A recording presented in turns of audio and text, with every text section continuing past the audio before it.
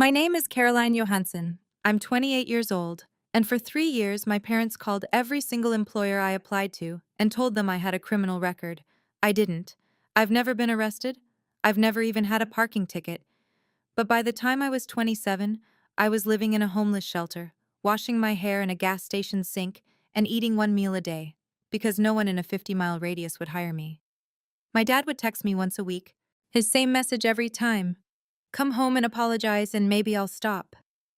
Then one Tuesday morning, a woman knocked on the shelter door and said 7 words that changed everything. "Your grandma hired me to find you." Before I tell you what was inside that briefcase, please take a moment to like and subscribe.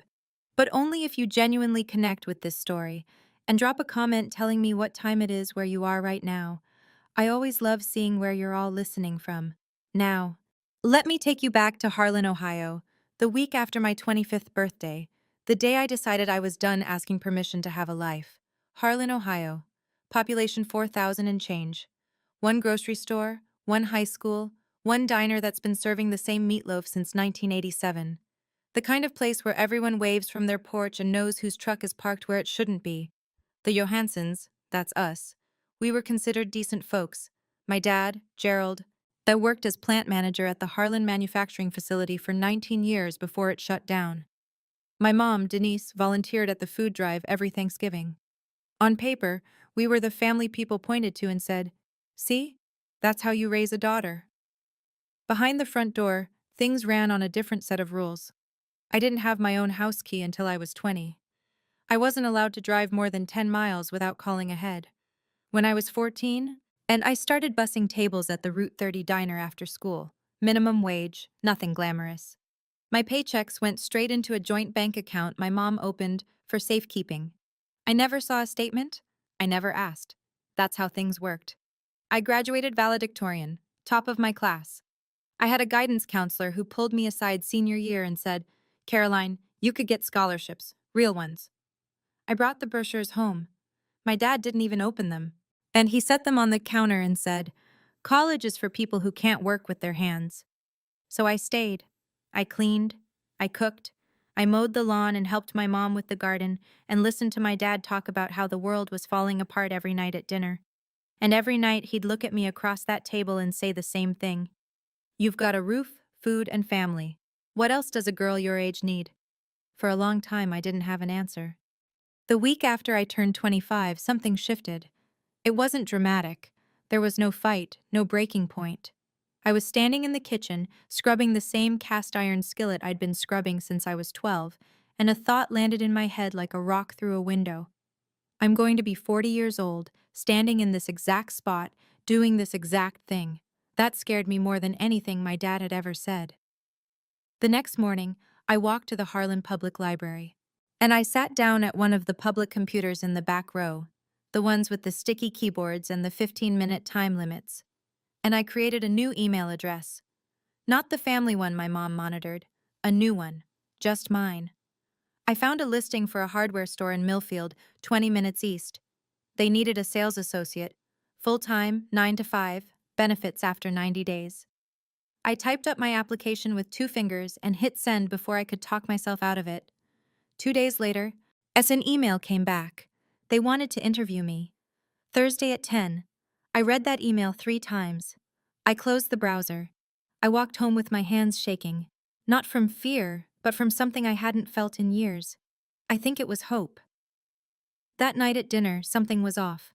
My dad sat at the head of the table, fork in one hand, newspaper folded beside his plate. He looked at me once, just once, with an expression I couldn't name. My mom stood at the sink with her back to both of us, washing dishes that were already clean. Nobody said a word. The next morning, I drove to Millfield for that interview. The manager shook my hand at the door. He smiled. Then he sat me down, and his smile disappeared. His name was Bill.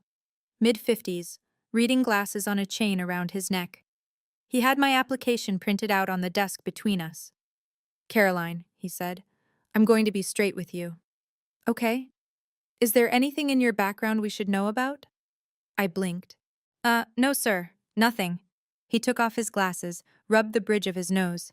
"We received a phone call yesterday. Someone I'm not going to say who, mentioned a felony theft charge. The room tilted. I gripped the armrest of my chair. That's not true.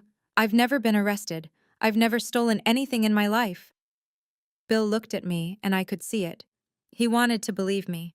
But he also had a business to run and a phone call sitting in his ear. I'm sorry, he said. We can't move forward. I drove home in silence. No radio, no crying, just the white lines on Route 30 blurring past. When I pulled into the driveway, my dad was sitting on the porch, newspaper open across his lap. He didn't look up. How was your day, sweetheart? I stood there, keys in my hand, staring at the back of his newspaper. He turned a page. Slow. Casual. Fine, I said. Good. He folded the paper. Your mom made pot roast. I sat through dinner. Pot roast, green beans, iced tea. My mom talked about the neighbor's new fence. My dad nodded along like it was the most interesting thing he'd ever heard, and somewhere between the pot roast and the iced tea, a thought started forming.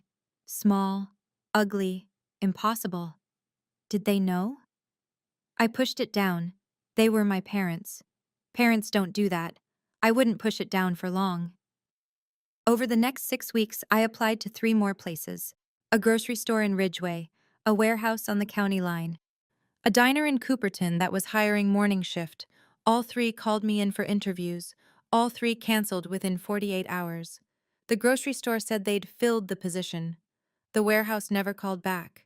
But the diner? The diner was different. The owner, a woman named Pat, was honest with me. She leaned across the counter and lowered her voice. Honey, someone called here about you. My chest tightened. What did they say? Said you had a criminal record. A theft and fraud. Was it a woman? Pat nodded. Said she was a concerned neighbor. Concerned neighbor. That night, I waited until my parents went to bed.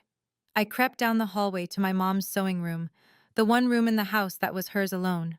I opened the desk drawer, pushed aside the fabric scraps and pincushions, and there it was, a small blue notebook. I opened it. My mom's handwriting, careful, neat, the same cursive she used for birthday cards. Down the left column, names: Millfield Hardware, Ridgeway Fresh Mart, County Line Logistics, Cooperton Family Diner. Down the right column, red check marks. Every single place I'd applied, checked off, one by one. I stood in that dark room, holding the notebook, and the floor dropped out from under me. This wasn't paranoia. This wasn't coincidence. My mother had a list. She was tracking me. I put the notebook back, closed the drawer, walked to my room. I didn't sleep that night. And I just lay there, staring at the ceiling, turning one question over and over. How do you fight the people who are supposed to protect you? The next morning, I placed the blue notebook on the kitchen table. My mom was pouring coffee. My dad was buttering toast. The radio was playing some old country station. Everything normal. Everything ordinary. Mom, I said, explain this. Denise looked at the notebook. Her hand stopped mid-pour. Coffee pooled on the counter. Then the tears came. But you went through my things? Her voice cracked on cue. Is this how I raised you? Going through your mother's private belongings? You called my employers, every one of them. You told them I'm a criminal. I did it because I love you. She pressed a hand to her chest. The world out there is dangerous. You have no idea what can happen to a girl alone. I'm 25, Mom. I'm not a girl. My dad set his toast down. He didn't raise his voice. He never did. We're protecting you. Oh, Caroline, you think you can survive out there? You can't even cook for yourself. I've cooked every meal in this house since I was 16. He ignored that. Drop this. Right now. I'm going to call the police. Gerald laughed, one short breath through his nose. And tell them what? That your mom made a phone call? They'll laugh you out of the station. I looked at my mother, tears running down her face, coffee still pooling on the counter. I looked at my father, calm as Sunday morning, and buttering his second piece of toast. If you don't stop, I said, I'm leaving. He didn't blink. You walk out that door. You walk out with nothing. No money, no papers, nothing. I thought he was bluffing. He wasn't. I packed that night, one backpack, 2 changes of clothes, a toothbrush, my phone charger, and a photo of my grandmother that I kept in my nightstand. When I opened the front door, my mom was standing in the hallway, arms crossed, face dry now. The tears were gone, yet replaced by something harder. "If you leave," she said, "you're dead to us." My dad stood behind her, arms folded, filling the hallway like a wall. He didn't say a word. He didn't need to. I stepped onto the porch, pulled out my phone, opened the banking app. Balance, $0, years of paychecks, tip money from the diner, birthday cash from Grandma Maggie, every dollar I'd ever earned, gone. My mom had been on the account since I was 16. She didn't need my permission to take it. "I need my birth certificate," I said, "and my social security card." "Those belong to this house," my dad said from behind the screen door, and then he closed it. I walked down the driveway at 9:47 p.m. on a Tuesday in October. I had a backpack, a phone with 11% battery, and $12 cash in my back pocket. I didn't have an ID. I didn't have a plan. I didn't have anywhere to go. I walked to the gas station on Route 30, sat on the curb under the fluorescent lights. A semi-truck pulled in and out. The cashier inside looked at me once through the window, then looked away. At 11:16 p.m., my phone buzzed. A text from my dad. "Come home. Apologize. I'll think about it." I turned the phone off. Not because I was brave, because the battery was about to die anyway. I had $12 and nowhere to sleep. But for the first time in 25 years, nobody was telling me where to go. I found the Harlan Community Shelter 2 days later, and a woman at the gas station counter, the same one who'd looked away that first night, told me about it on my second morning of sleeping in the bathroom stall. She didn't ask questions. She just wrote down an address on a napkin and slid it across the counter.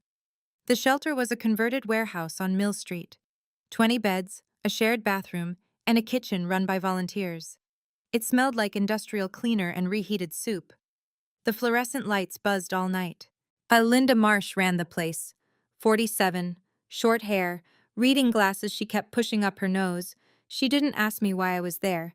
She handed me a towel and pointed to bed 14. "You don't have to explain why you're here," she said. "You just have to want to get back up." I was the youngest person in the shelter by at least 15 years. I started the process of replacing my documents. Filed for a new birth certificate through the mail. 6 to 8 weeks, they said.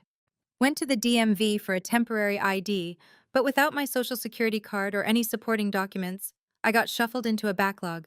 Come back in 3 weeks, then come back again. While I waited, I washed dishes at the shelter in exchange for an extra meal. I swept the floors. I organized the supply closet. I needed to be useful. I needed to be moving. And I kept applying for jobs, this time farther out. 30 miles, 40. Places my parents had never heard of, in towns they'd never been to. Yet I told myself, distance would fix it. If I went far enough, their reach would end. I was wrong about that too. The restaurant was in Granton, 35 miles south.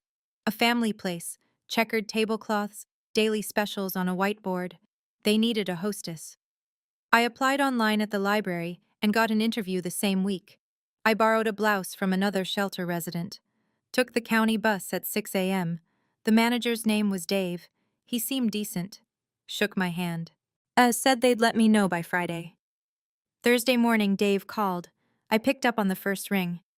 "Caroline, I'm sorry. We've decided to go in a different direction." My stomach dropped. "Can I ask why?" Pause. Long pause. "Someone emailed us a document. Looked like a police report." I sat down on my shelter bed. A police report. It wasn't a phone call this time? No, an email with an attachment. Looked official. A document, typed, formatted, and sent from an anonymous email to a restaurant 35 miles away. My father spent 19 years as a plant manager. He knew how to write memos. He knew how to format official-looking paperwork. He had a printer, a scanner, an old company letterhead that looked close enough to something authoritative if you didn't look too hard. They'd upgraded. Phone calls weren't enough anymore. And now there were documents.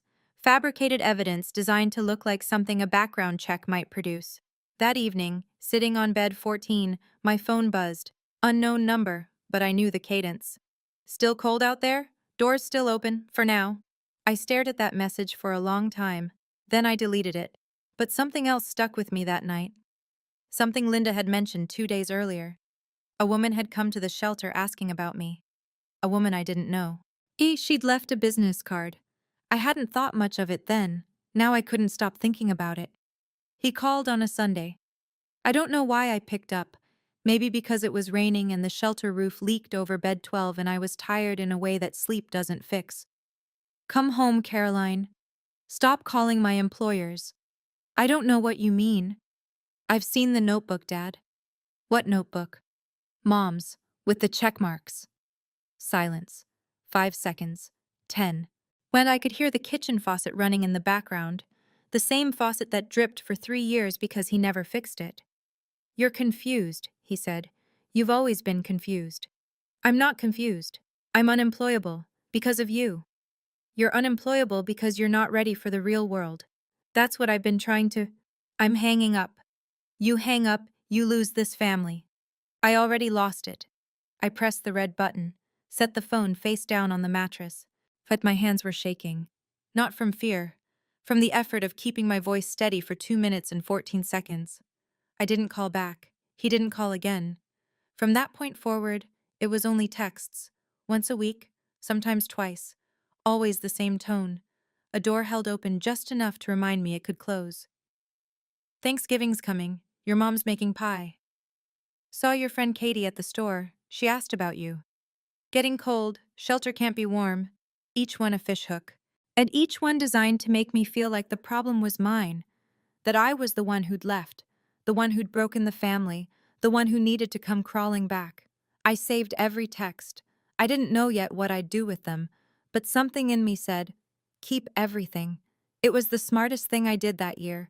After I hung up that phone, I sat on my shelter bed and stared at the ceiling for a long time.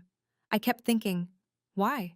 Why would your own parents rather see you homeless than independent? I still don't fully have that answer. But I want to ask you, have your parents ever destroyed an opportunity for you and then acted like they were doing you a favor?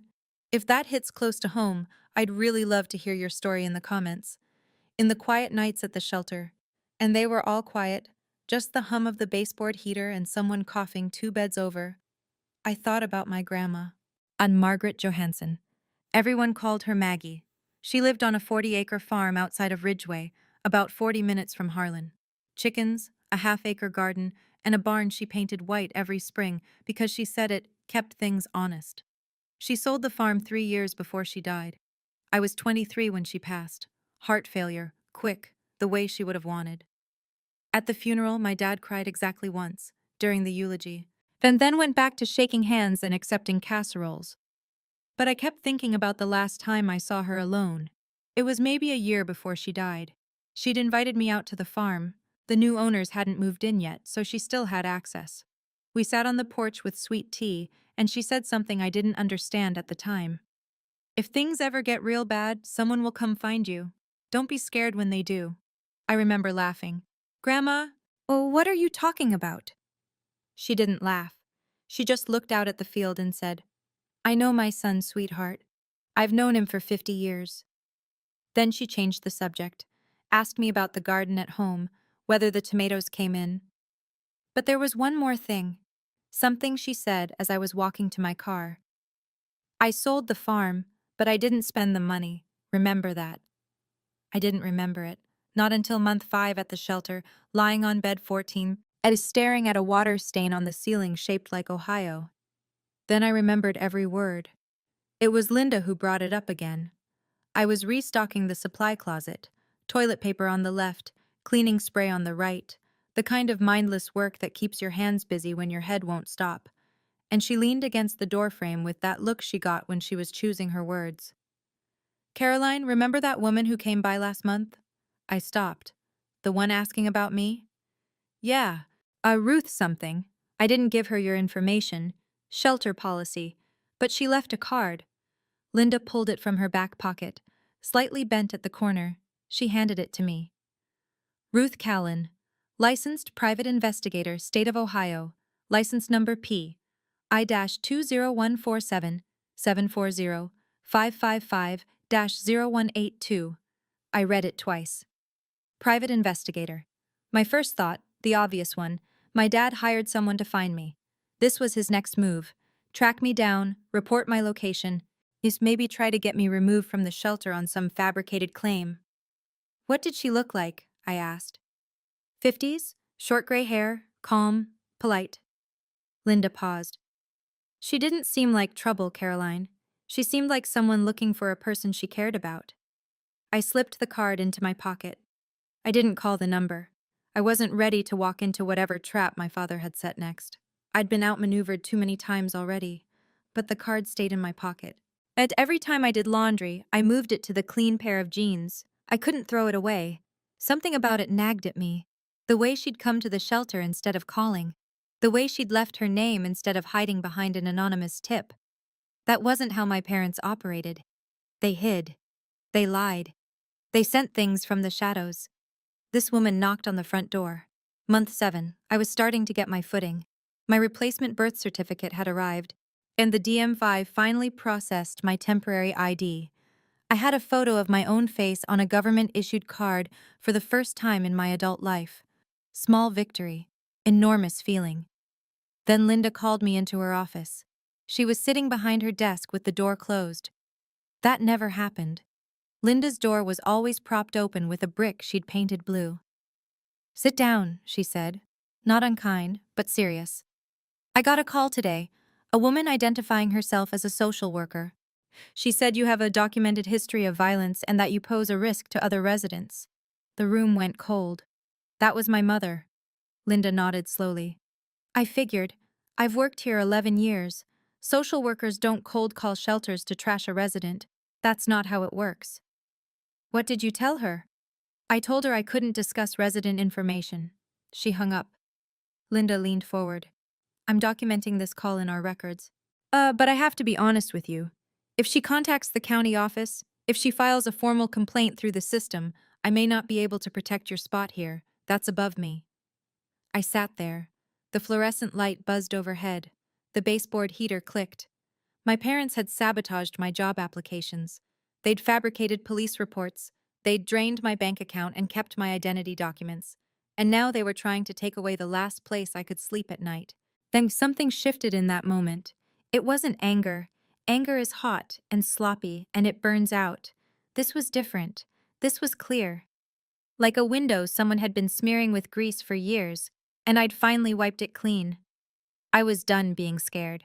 I was ready to be precise. Harlan holds a town council meeting the first Thursday of every month. Folding chairs in the community center, fluorescent lights, a microphone on a podium that squeals if you stand too close. 15 to 40 people show up, depending on whether there's a zoning dispute or a pothole complaint. Most of the time, it's the same dozen retirees and one guy who's been trying to get a stop sign on Elm Street for 3 years, Linda told me. Word travels fast in a town this size. "Your dad signed up to speak tonight," she said. I went. I sat in the last row, near the exit, in a borrowed jacket. I hadn't been in a public space in Harlan since I left. Gerald stood at the podium at 7:22 p.m. Said he was wearing his good shirt, the blue one Denise ironed for funerals and bank meetings. His voice cracked on the first sentence, and I knew it was rehearsed. "I'm here as a father," he said. "My daughter left home and fell into bad company. She's living in a shelter. I've tried to bring her home, but she refuses." He paused. Let the silence work. A woman in the second row put her hand over her mouth. "I'm asking this community to help me reach my little girl." In the front row, Miss Denise sat with her hands folded in her lap, tears streaming down her face. The woman beside her, Mrs. Patterson from the post office, reached over and squeezed her arm. People turned to look at me. I could feel it. 40 pairs of eyes, some pitying, some curious, some already convinced. The man at the podium was a heartbroken father. The girl in the back row was the problem. Nobody asked me if I wanted to speak. The meeting moved on. I didn't say a word. And I took out a notebook and wrote down everything my father had said, word for word. Then I left through the side door. After that meeting, Harlan made its decision about me. The grocery store where I'd asked about part-time stalking, the manager's wife had been at the meeting. Position filled. The gas station attendant who used to nod at me started looking past me. At the shelter, one of the volunteers, a retired teacher named Barb, pulled me aside during lunch. Honey, maybe you should just go home. Your daddy's heartbroken. I set my spoon down. Did you hear his speech? Everyone heard it. That poor man, standing up there, begging for his little girl to come home. I wanted to scream. I wanted to pull out my phone and show her the texts. Come home. Apologize. I'll think about it. I wanted to describe the blue notebook with the red check marks and the fake police report and the phone call to the shelter claiming I was violent. But I didn't. But because I'd learned something in those 7 months. When your accuser cries in public, nobody listens to the accused. A few days later, someone from a local congregation called the shelter. Not any specific church, just a concerned member of the faith community, suggesting a family reconciliation meeting. Linda politely declined on my behalf. The walls were closing in. My parents had turned the entire town into their surveillance system. Every sympathetic neighbor, and every well-meaning volunteer, every person who saw Gerald's trembling lip at that podium, they all became extensions of the trap. But I kept thinking about what my grandmother said. Someone will come find you. And I kept thinking about that business card in my pocket. Ruth Callan, private investigator. I had nothing left to lose. The shelter was the last wall between me and the street. That night, I pulled the card out and called the number. She came the next morning. 8 a.m., sharp. And Linda let her in. Ruth Callan was exactly as Linda had described. Mid-50s, short gray hair, no jewelry, no nonsense. She wore a plain navy jacket and carried a brown leather briefcase that looked older than I was. She sat on the folding chair next to my bed. Shelter was mostly empty. Everyone else was at the day center or out looking for work. Caroline Johansson? That's me. She set the briefcase on the bed between us. On the leather, as in faded black ink, handwriting I recognized, were 5 words. For Caroline, when she's ready. My grandmother's handwriting. The air left my lungs. My name is Ruth Callan. I'm a licensed private investigator in the state of Ohio. Your grandmother Margaret hired me 10 years ago. 10 years. I would have been 18. She paid me a retainer, up front, for a decade of periodic surveillance on your parents. Her instructions were specific. Ruth paused. And give her this. How did you know it and give her this? How did you know it was bad enough? Ruth looked at me, steady. When your mother called the shelter pretending to be a social worker, I was already monitoring the situation. I'd been tracking the calls to employers for 2 years. I have records of 37 separate contacts your mother made. As I have copies of the fabricated documents your father created, I have everything. I stared at the briefcase. My grandmother's handwriting. A decade of planning. An old woman on a sold farm, looking 10 years into the future and seeing exactly what would happen. She predicted this, Ruth said quietly. Almost to the year. I reached for the clasp. Inside, on top, was a sealed envelope, cream-colored. My name in Grandma Maggie's handwriting, the same cursive she used on birthday cards. Reading this, things have gotten bad. I'm reading this, things have gotten bad. I'm sorry I couldn't stop your father while I was alive. I tried. I spent 30 years married to a man just like him, your grandfather, and I know how the walls close in, how they make you think the cage is normal. But I spent my last years making sure you wouldn't be trapped forever. Inside this case is your way out. Use it wisely. Don't use it for revenge. Use it for freedom. I love you more than he ever let me show. Grandma Maggie. I set the letter down. My hands were steady. My eyes were not. Ruth waited. Then she opened a second compartment in the briefcase and pulled out a thick manila folder. She laid it on the bed and opened it. 5 years of documentation. Organized by date. Tabbed. But recordings of Denise's phone calls, 37 of them, where she identified herself as a concerned neighbor, a family friend, and in 2 instances, a social worker. Each recording had a date stamp, a phone number, and a transcription. Copies of emails sent from an anonymous account traced to the Johansson household IP address, containing attachments that mimicked police reports. Ruth had screenshots and metadata, photographs of the blue notebook, taken through the Johansson kitchen window during one of Ruth's periodic surveillance visits. I looked at Ruth. Is this admissible in court? Every bit of it, Ohio is a one-party consent state for recording, and I was hired as a licensed PI. My documentation follows chain of custody. I closed the folder, opened it again, closed it. There's one more thing, Ruth said. At the bottom of the briefcase beneath the folder was a large yellow envelope. As it was sealed with a wax stamp, not decorative, just practical, the kind a lawyer uses. In the upper left corner, Law Office of Philip Dern, Millfield, Ohio. I slid my finger under the flap. Inside, a stack of legal documents, paper-clipped and tabbed in blue. Ruth spoke while I read. Your grandmother sold her farm 10 years ago for just under $300,000. She placed the proceeds in a revocable trust, which became irrevocable upon her death. But the trust has been managed conservatively, certificates of deposit, treasury bonds, by a fiduciary at Mr. Dern's office. I looked at the number on the summary page. Then I looked again. $340,000. The sole beneficiary, Ruth continued, is you, Caroline Ann Johansson. No other parties are named. Your father has no knowledge of this trust. Your grandmother was explicit about that. She instructed Mr. But Dern to have no contact with Gerald or Denise under any circumstances. I put the papers down on the bed. The shelter mattress sagged under the weight of them. Or maybe that was me. Why didn't she just give it to me before? She wrote a note to Mr. Dern about that. She said, and I'm paraphrasing, if I give it to her now, Gerald will find a way to take it. She has to need it first. I looked at my grandmother's handwriting on the briefcase. For Caroline? Why, when she's ready. To access the funds, Ruth said, you'll need to visit Mr. Dern in person with valid identification. A birth certificate or state-issued ID will work. I reached into my back pocket, pulled out the temporary ID I'd gotten from the DMV 2 weeks earlier, the one I'd fought 3 months to get. It was the right time. She'd planned for everything. Philip Dern's office was above a hardware store in downtown Millfield.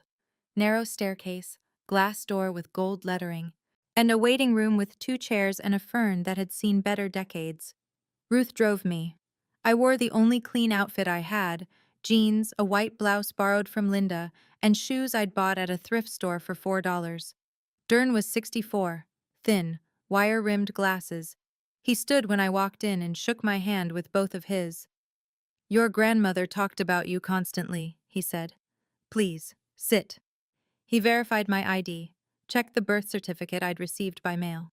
I cross-referenced my social security number through a secure system. Everything matched. Everything was in order. The trust is active, he said.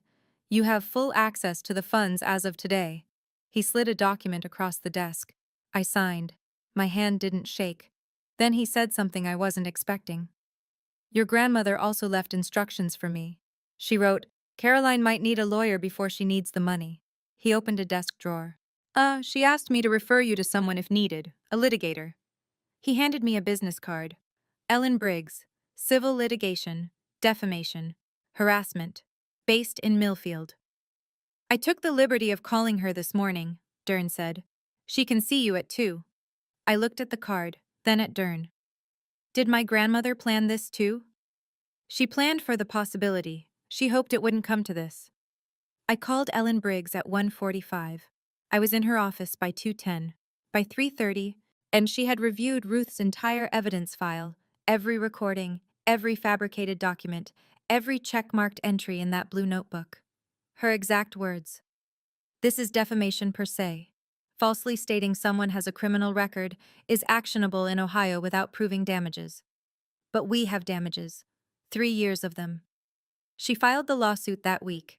Gerald Johansson was served on a Monday morning at 8:15 a.m. A process server walked up the driveway while Gerald was checking the mailbox. Mrs. Patterson from the post office was watering her azaleas 2 doors down. She watched the whole thing, the envelope, Gerald's face, the way he stood on the driveway reading the first page without moving for a full minute. Denise was served separately, 1 hour later, at the Harlan Fresh Mart. She was in the cereal aisle. 3 people she knew from her cooking group were in the store at the time. By noon, half of Harlan had heard. By dinner, the other half. Gerald called my phone 14 times that afternoon. I didn't answer. Ellen had advised me, all communication goes through counsel now. At 6:47 p.m., a text came through. You're going to regret this. I'm your father. Ellen logged it. Exhibit 47. The following day, Denise started her campaign. She called 5 neighbors in a single afternoon. Through tears, always tears, she told each one the same thing. My daughter is suing me because I loved her too much. But something had shifted. The lawsuit was filed in county court. Court records in Ohio are public, and people in small towns read court records the way they read the church bulletin, thoroughly. By the end of the week, someone at the diner had pulled up the complaint online. The summary was right there in black and white. Fabricated police reports, impersonation of a social worker, 37 documented calls to employers over a 3-year period. For the first time, as someone asked Denise the question she hadn't prepared for. It was Tom Adler, Gerald's neighbor of 30 years. He ran into her at the gas station. Denise, is it true you called her employers? She didn't answer. She got in her car and drove home. Gerald signed up to speak at the next town council meeting. Of course he did. The podium had worked once. He thought it would work again. This time the room was full. 60 people, maybe more. Folding chairs pulled from the storage closet. The people standing along the back wall. This wasn't about potholes anymore. I sat in the 3rd row. Not the back. The 3rd row. Ellen Briggs sat beside me, legal pad on her lap, pen in hand. She wore a gray blazer and an expression that gave away nothing. Gerald took the podium at 7:15. Most of you know me, he said. I've lived in Harlan my whole life. I coached Little League, I served on the planning committee. Oh, and now my own daughter is trying to destroy this family with a frivolous lawsuit. He gripped the sides of the podium. She's been influenced by outsiders, lawyers, people who don't know this family. I'm asking this community to stand with me. He looked at me. I looked back, didn't flinch. The room was silent. Then Ellen stood up. My name is Ellen Briggs. I'm an attorney licensed in the state of Ohio, and I represent Caroline Johansson. She spoke calmly. It has been filed in county court. Has been filed in county court. The complaint and its supporting evidence are part of the public record. I'd encourage anyone here who's curious to look them up rather than relying on one person's version of events. She sat down. No drama, no accusations, no raised voice. The room was quiet for 8 full seconds. I counted. Then the council chair cleared his throat and moved to the next agenda item. Gerald stood at the podium a moment longer. Then he sat down. He didn't look at me again. The court granted the civil protection order 11 days later. 500 feet. No direct contact. No contact through third parties. No phone calls, no texts, no letters, no emails, no messages relayed through neighbors, friends, or anyone else. Gerald violated it within the first week.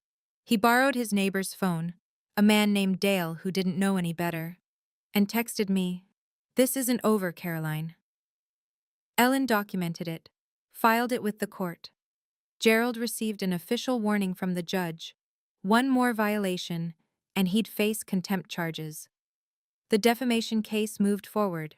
Ellen submitted Ruth's evidence package, the recordings, the call logs, the fabricated documents, the metadata linking the anonymous emails to the Johansson household, 37 calls, 5 forged police reports, 3 years of systematic interference with my ability to earn a living. Gerald hired a lawyer, a low-cost attorney from 2 counties over who looked like he'd rather be anywhere else. After reviewing the evidence, he called Ellen and recommended settlement. Gerald refused. I'm not settling with my own daughter. His attorney withdrew from the case the following week. Gerald didn't hire a replacement. Meanwhile, the court records were doing their work. In Harlan, public documents are public conversations. People read, people talked. Did you see the part about the social worker call? She made 37 calls. Gerald faked a police report. Gerald Johansson? At the Harlan diner, where I used to bus tables at 14, the cook told a regular, "That girl applied here once. I turned her down because of a phone call. I feel sick about it." The truth doesn't need a podium, it just needs to be accessible. Slowly, then all at once, Harlan started reading. Denise was the first to feel it. The Thursday Cooking Circle, a group of 8 women who'd been meeting at each other's houses for 15 years, sent her a message through the group organizer. "We think it's best if you take a break for now, Denise, just until things settle down." Things were not going to settle down. That Gerald went to the coffee shop on Main Street, his booth, his morning routine for 20 years. The booth was occupied. By nobody. People just weren't sitting there. He took a table by the window. No one joined him. The waitress refilled his coffee without making eye contact.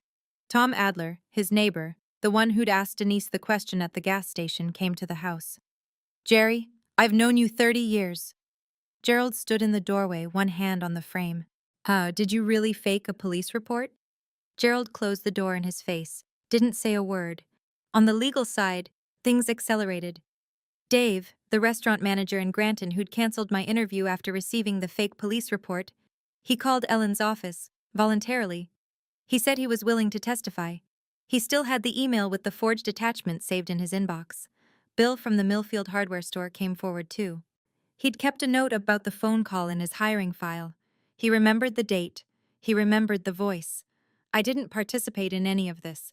I didn't call anyone. I didn't post anything. I didn't go door to door telling my side. I didn't have to.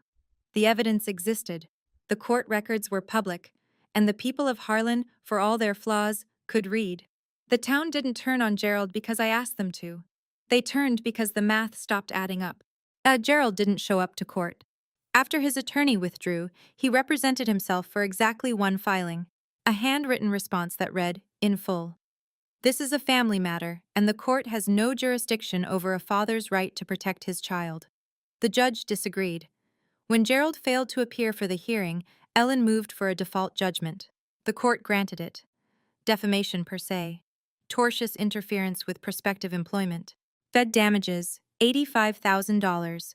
Calculated from 3 years of lost income and documented harm. Gerald didn't pay. Ellen filed a lien on the Johansson house.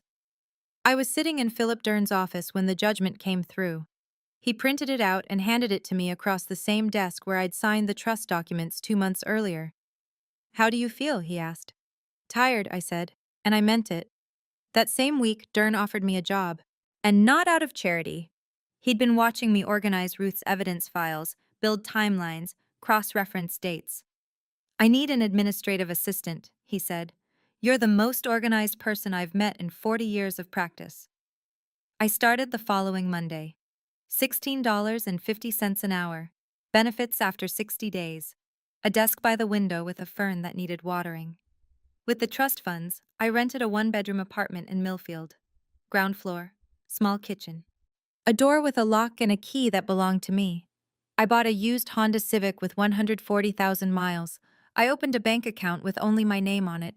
I bought groceries for the first time in my life without asking anyone's permission. The apartment was quiet. No one asked where I was going. No one checked my email. No one called my employer. The quiet was the loudest thing I'd ever heard. You know, when I was sitting in that courtroom and the judge read the ruling, I didn't feel joy. I felt tired. 3 years of my life, gone. 8 months in a shelter bed. All because my parents would rather destroy me than let me go. Let me ask you something specific. If your parents had faked a police report to stop you from getting a job, would you have sued them? Or would you have walked away? Tell me in the comments. I genuinely want to know. 3 months after the judgment, a letter arrived at the shelter. Linda forwarded it to me. Denise had sent it to my old address. Not my new one. A technical gray area in the protection order, but a violation of its spirit. I opened it at my kitchen table. My kitchen table. Dear Caroline, I'm your mother. I'll always be your mother. Dad says he's sorry. Come have Thanksgiving dinner. We can put this behind us. I read it twice, then a third time. Dad says he's sorry. Not Dad is sorry, says, like she was relaying a weather report. We can put this behind us. Not I was wrong. Not I shouldn't have called your employers 37 times. Not I forged documents to keep you unemployable. Just, we can put this behind us. Like it was a disagreement about the thermostat. I sat with that letter for an hour. I made coffee. I fed my cat, a tabby I'd adopted from the Millfield shelter and named Maggie. Because of course I did. Then I wrote back, through Ellen, as the protection order required. Mom, I wish you well. But love does not include sabotaging your child's ability to survive. You called my employers. You impersonated a social worker. You tried to get me removed from the only place I had to sleep. Please respect the court order. Do not contact me again. Caroline. I sealed the envelope, stamped it, drove to the post office in Millfield, not the one in Harlan, not the one where Mrs. Patterson would see me and report back. Then I went home. My home. I cooked dinner for one. Pasta, garlic bread, and a glass of water.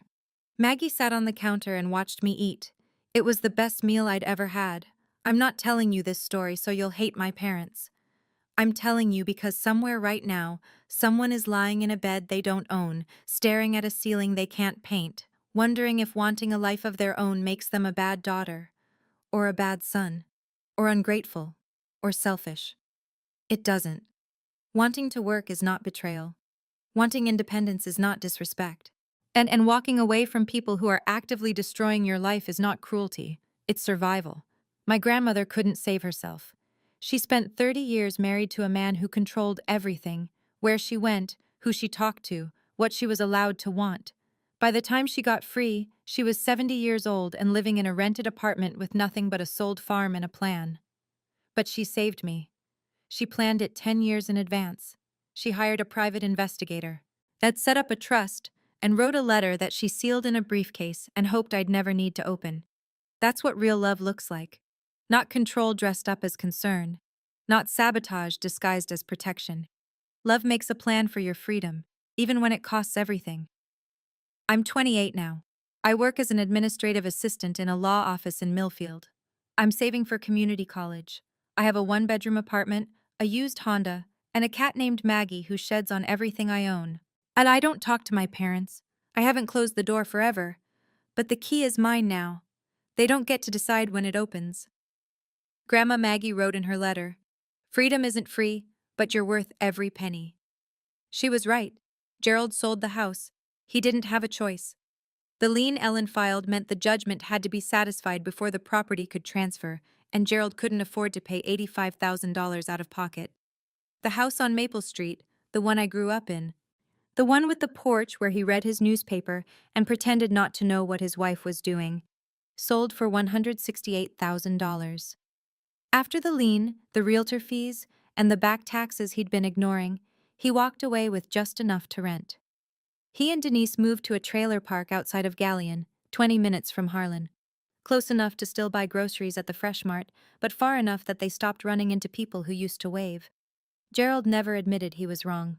Not once. And he told his new neighbors the same story he told the town council. "My daughter was brainwashed by a lawyer." He'll probably tell that story until the day he dies.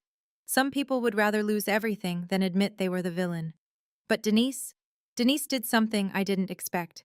Ruth told me, months later, during one of our occasional phone calls.